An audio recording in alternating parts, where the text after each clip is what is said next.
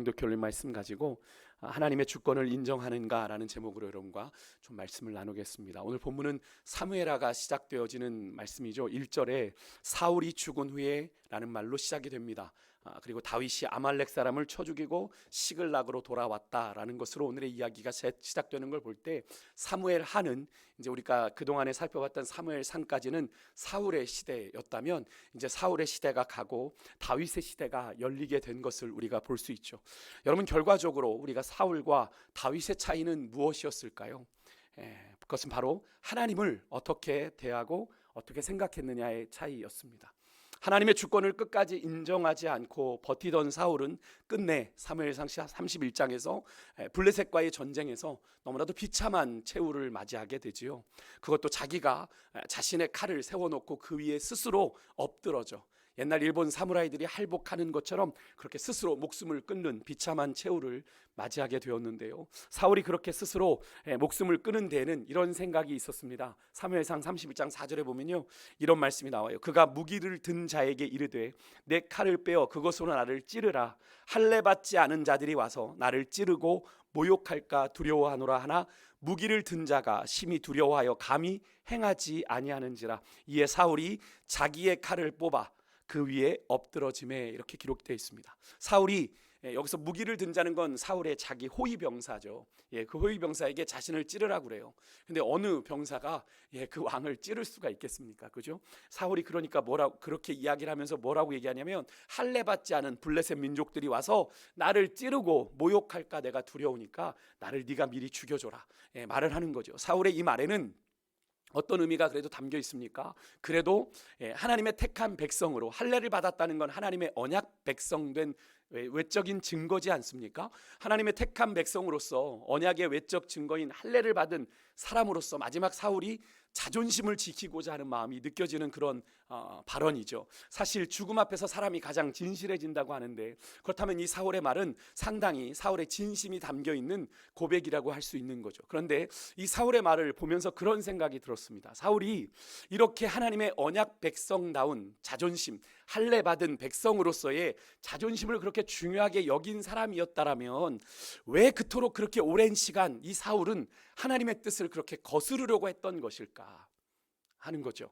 진정으로 하나님의 언약 백성으로 여러분 자존심을 지키는 것은 마지막에 그런 선택을 하는 것이 아니라 사실 이스라엘을 그렇게 특별하게 선택하시고 그런 특별한 언약을 맺으신 하나님의 말씀에 여러분 어떤 상황이든지 올바로 순종하는 것이 여러분 진정으로 하나님의 백성다운 언약 백성다움을 지키는 것이라는 그 사실을 사울은 몰랐던 걸까요?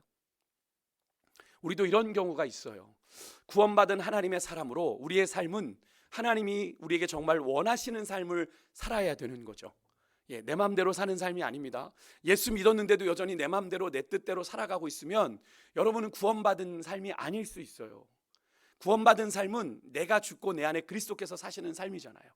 근데 그렇지 않고 우리가 구원받은 하나님의 자녀가 되었다고 하면서 여전히 내 마음대로 내 기분대로 신앙생활하는 분들이 많다는 거죠. 여러분, 우리가 그리스도인으로서 진정으로 자존심을 지키는 일은 여러분 하나님이 당신의 자녀된 우리에게 원하시는 삶은 그 어떤 것보다도 온전하게 우리를 구원하신 하나님의 뜻을 따라 사는 거다라는 것을 우리가 기억해야 될 것입니다. 왜냐하면 구원받은 우리는 더 이상 내 것이 아니라 누구의 것인 삶이니까요. 우리를 구원하신 주님의 것인 삶이니까요. 그 주님의 소유가 된 삶이니까 주님의 뜻대로 나를 사용하소서 우리가 찬양하지 않습니까? 그것이 무엇을 의미해요? 내 마음대로 살겠다는 고백이 아니라 구원받은 나의 삶 앞으로는 주를 위해 살겠습니다 라는 고백인 것 아니겠습니까? 사울은 자기가 언약 백성으로 하나님의 언약 백성 받은 그런 할례 받은 그 백성으로서의 자존심을 지키고 싶었다면 그가 선택해야 되는 건 이 마지막에 인생의 마지막 찰나에 이 선택을 하는 것이 아니라 그가 빨리 하나님의 뜻을 깨닫고 돌이키는 게 먼저였던 거죠. 그런데 그렇게 하지 못했다라는 것을 보게 됩니다. 참 안타까운 사울의 마지막 모습인데요. 반면에 다윗은 오늘 아말렉과의 전쟁에서 승리하고 돌아왔죠. 이런 다윗의 승승장구하는 이런 모습을 보면서 하나님은 어떤 상황에서든지 하나님의 주권을 인정하고 순종하는 사람의 그 인생을 하나님이 책임져 주신다라는 것을 다윗을 통해 우리가 깨닫게 되는 거죠. 다윗이 하나님의 주권을 철저하게 인정하고 따르는 결정적인 장면이 무엇입니까? 우리가 계속 사무엘상을 통해서 살펴봤지만 다윗이 자신을 어떻게든 잡아 죽이려고 하는 그 사울을 먼저 죽일 수 있는 절호의 찬스를 몇 번이나 얻었어요? 2번이나 얻었지만 다윗은 그 사울을 죽이지 않았던 장면이죠.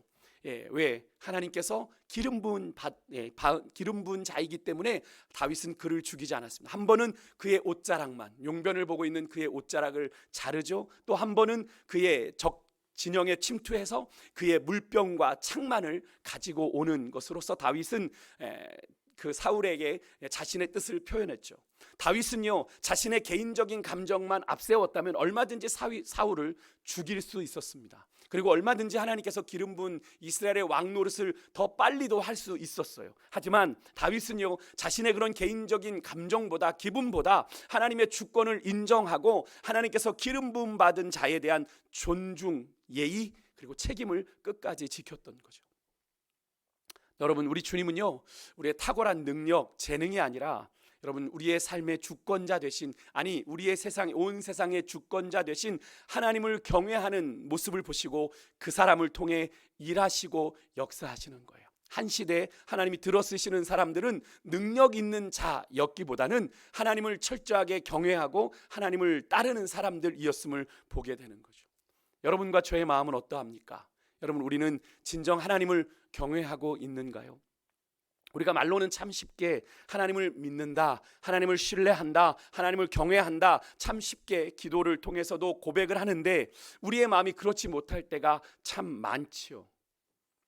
우리의 정직한 마음을 어쩌면 하나님이 보신다면 예수님이 이렇게 말씀하셨던 말씀처럼 하실지 모르겠어요. 마태복음 15장 8절에 이런 말씀이 있죠. 이 백성이 입술로는 나를 공경하되 마음은 내게서 멀도다. 여러분, 우리의 모습은, 겉모습은 주님을 너무나 사랑하는 것 같고 그렇게 신앙생활하는 것 같은데 우리의 마음은 실상 주님께 너무나 멀어 있는 상황은 아닌지 여러분, 우리의 모습을 좀 주님 앞에서 돌아볼 수 있기를 원합니다. 여러분, 우리의 힘과 결심이 참 약함을 느껴요. 그죠? 정말 하루 동안 주님 뜻대로 살아보겠다고 새벽 기도하고 일어나서 그렇게 굳은 다짐으로 이 예배당 문을 나서는데 늘 흔들리고 넘어지는 제 자신의 모습을 보면서 참 내 스스로가 참 이것밖에 안 되나 하는 그런 생각들도 하게 되는데 이런 믿음의 문제를 오늘 이 밤에 우리가 주님 앞에 올려드리고요. 하나님, 내가 이렇게 정말로 주님 뜻대로 살아가기를 원하지만 하나님, 내가 그렇게 살아갈 수 없음을 주님 고백합니다. 오늘도 시간 주의 능력을 내게 부어주셔서 그렇게 믿음을 쫓아 살아가는 은혜를 달라고 구하는 오늘 이 밤이 될 수 있기를 간절히 소망합니다. 저는 오늘 이 본문을 묵상하면서 그런 생각을 해봤습니다. 여러분, 하나님을 경외하는 것이 구체적으로 무엇일까라는 거예요. 한 본문이 떠올랐는데 우리가 전에 묵상했던 민수기 14장 23절의 말씀이에요. 여러분, 같이 화면을 보고 좀 같이 한번 읽어볼까요? 같이 읽겠습니다. 시작. 내가 그들의 조상들에게 맹세한 땅을 결단코 보지 못할 것이요 또 나를 멸시하는 사람은 한 사람도 그것을 보지 못하리라. 아멘. 이 말씀은 하나님께서 모세에게 이스라엘에 대해서 하신 말씀인데요. 여러분, 우리가 계속 지금 매일 성경으로 민수기 말씀을 묵상하고 있잖아요.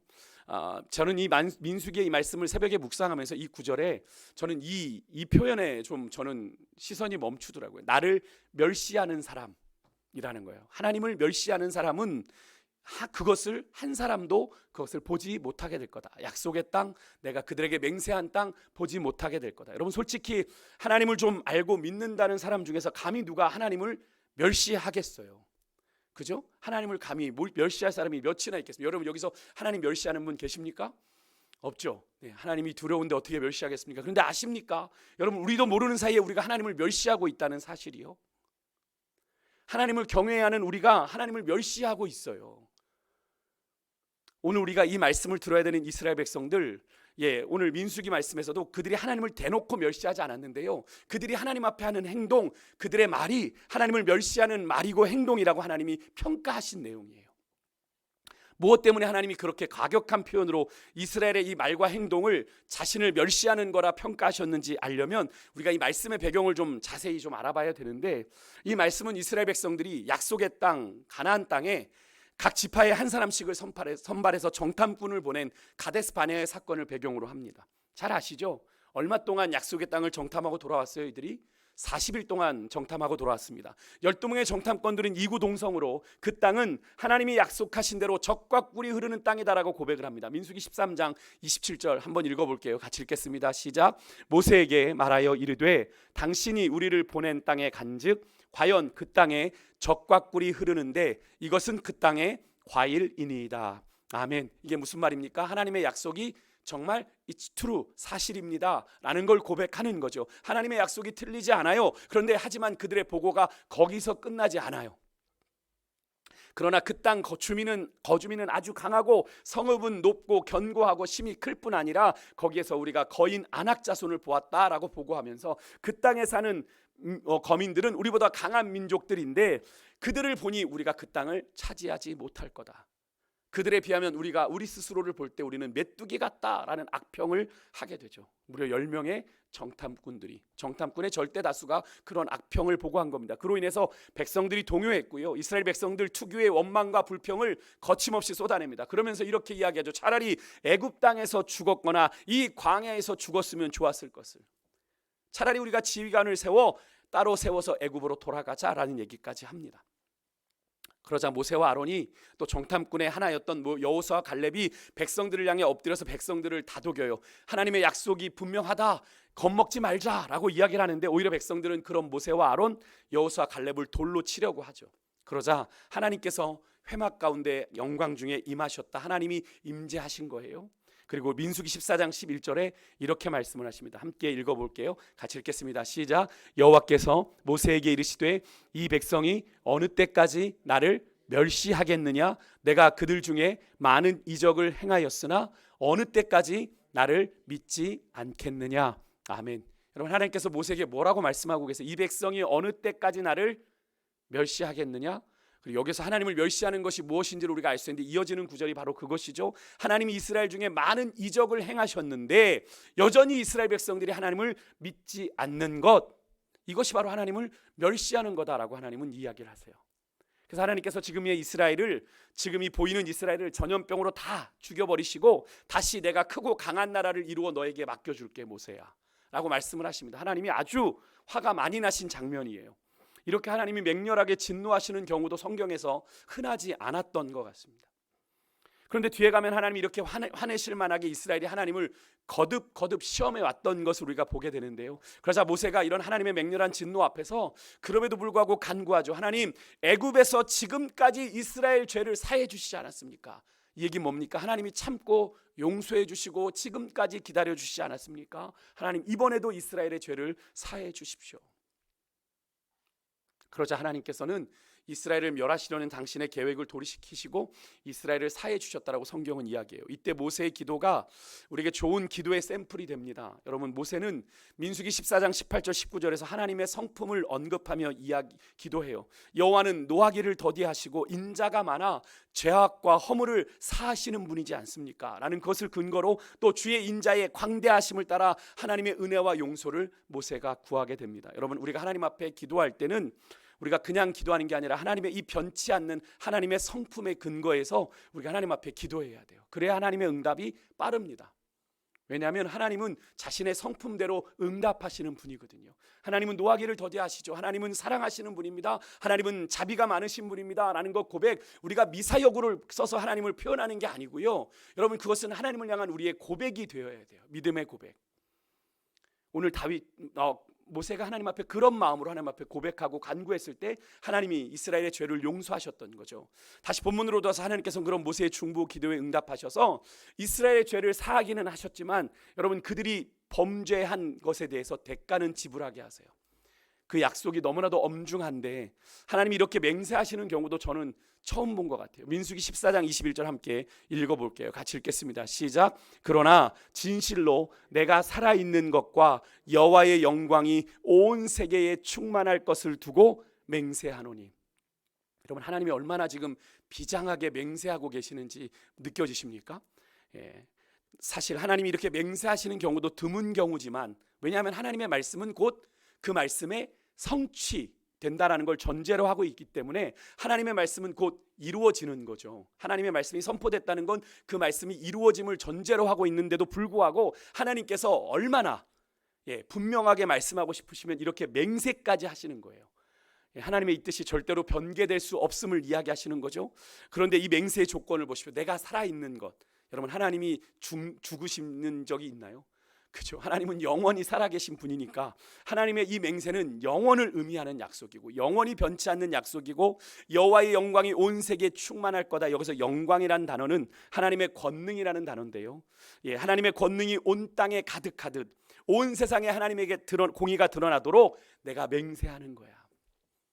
여러분, 이 하나님의 맹세가 얼마나 두려운 맹세, 도저히 변개될 수 없는 하나님의 단호한 맹세죠. 하나님께서 이렇게 단호한 맹세를 하시는 이유가 이어지는데 22절이요. 함께 읽어볼게요. 시작. 내 영광과 애굽과 광야에서 행한 내 이적을 보고서도 이같이 10번이나 나를 시험하고 내 목소리를 청종하지 아니한 그 사람들은, 여러분, 여기서 내 영광과 애국과 광야에서 행한 내 이적을 보고서도 이같이 10번이나 나를 시험하고 내 목소리를 청종하지 아니한 그 사람들.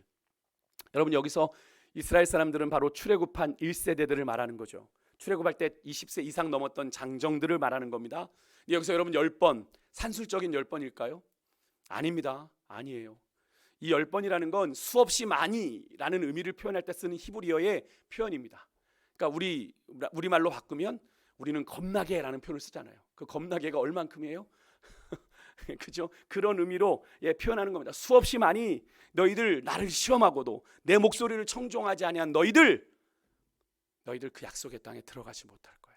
나를 그렇게 시험하고 나를 불순종한 그들은 이어지는 23절에 하나님이 주시겠다고 맹세한 그 땅 결코 보지 못할 것이고 또 나를 멸시한 사람은 한 사람도 그것을 보지 못할 거다. 그럼 여기서 다시 한번 하나님을 멸시하는 것이 무엇인지가 분명해지죠. 하나님의 영광을 보고도 하나님의 기적을 보고도 하나님을 시험하고 믿지 못하고 불순종하는 자들이 바로 하나님을 멸시하는 자들이라는 거예요. 하나님을 경외하지 않는 자들이라는 것을 말하는 거죠. 여러분, 그렇다면 이 기준에 맞춰서 여러분과 저는 하나님을 경외하는 자입니까?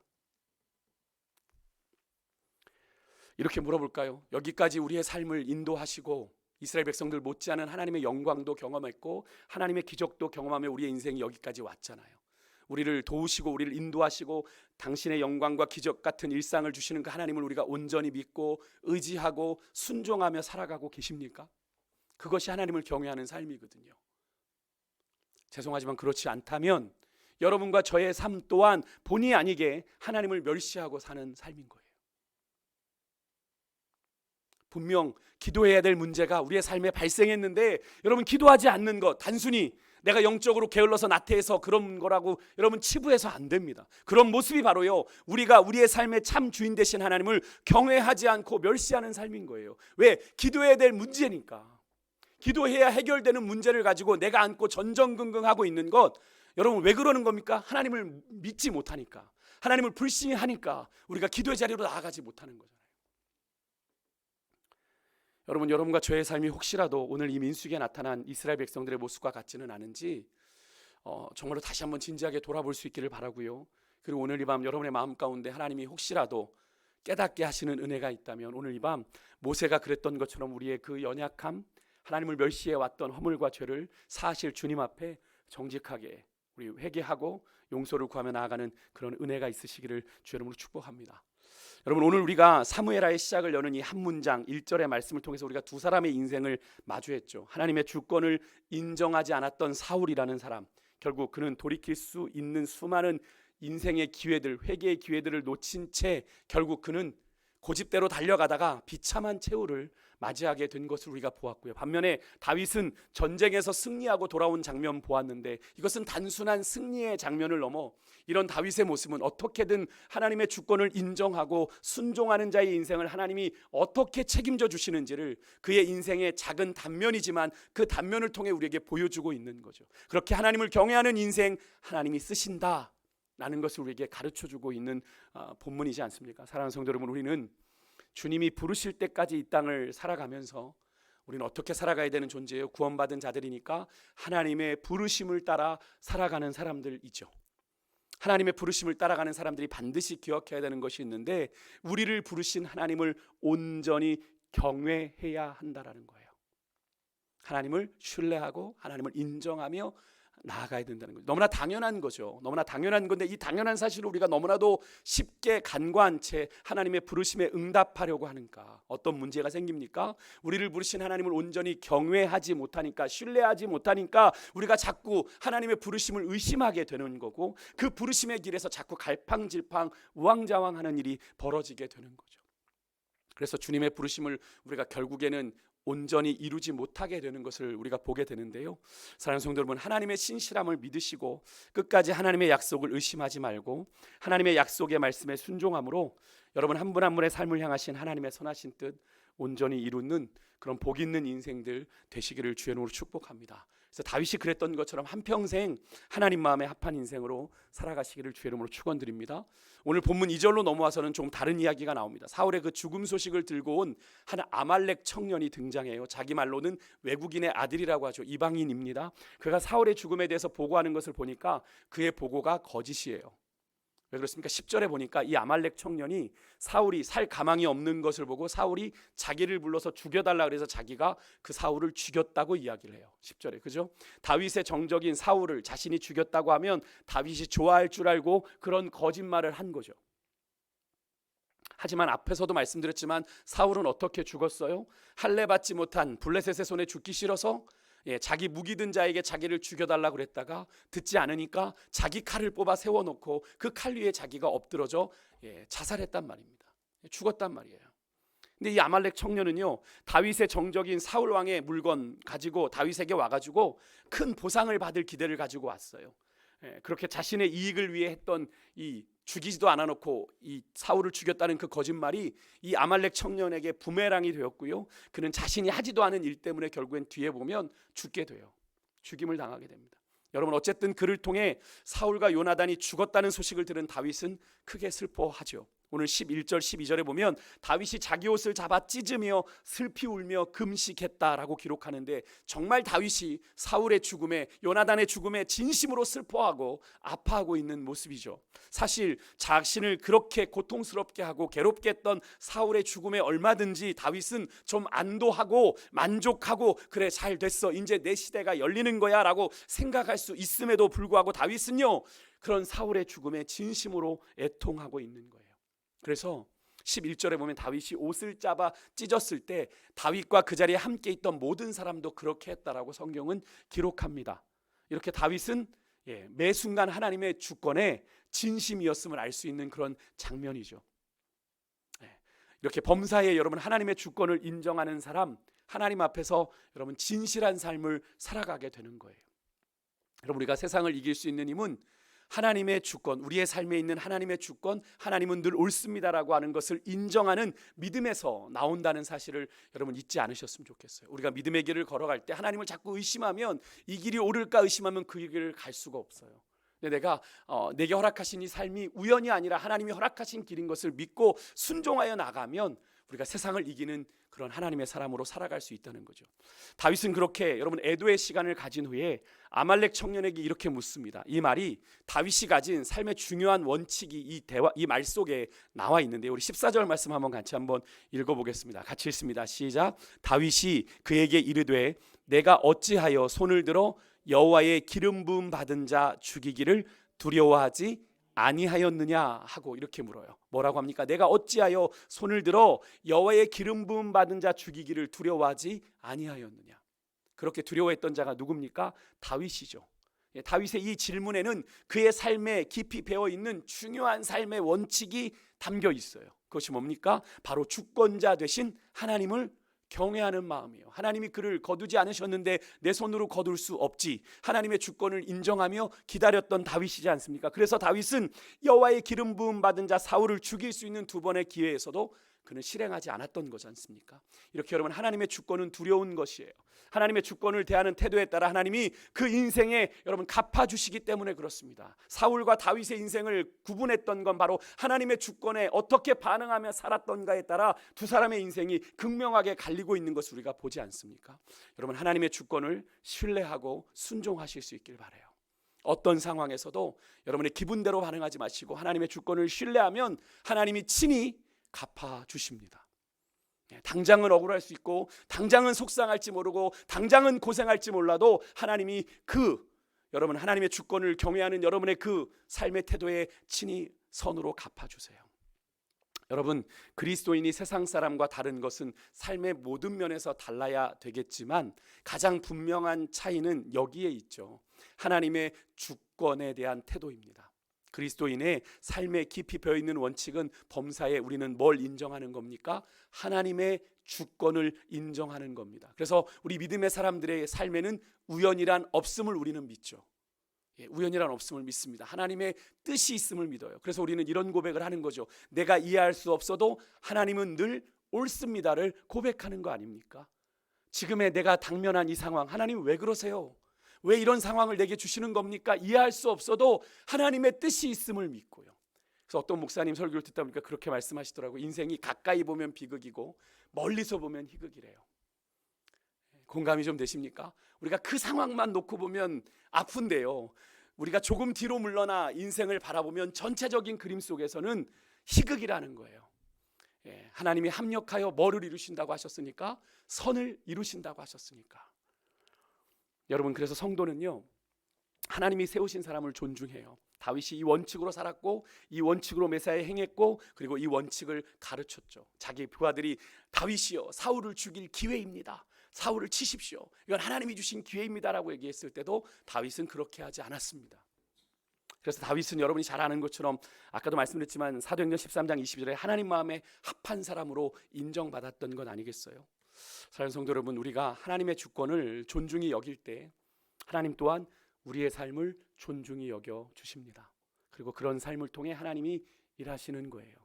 그 사람이 한 사람이라고 하더라도 그 한 사람을 통해 그 시대 가운데 주의 역사를 이루어 가시는 거예요. 여러분, 이 사실을 믿으시고 범사에 여러분의 삶을 향한 하나님의 주권 인정하시는 삶 살아가시기를 주의 이름으로 축원드립니다. 그렇게 믿음의 결단을 담아서요, 우리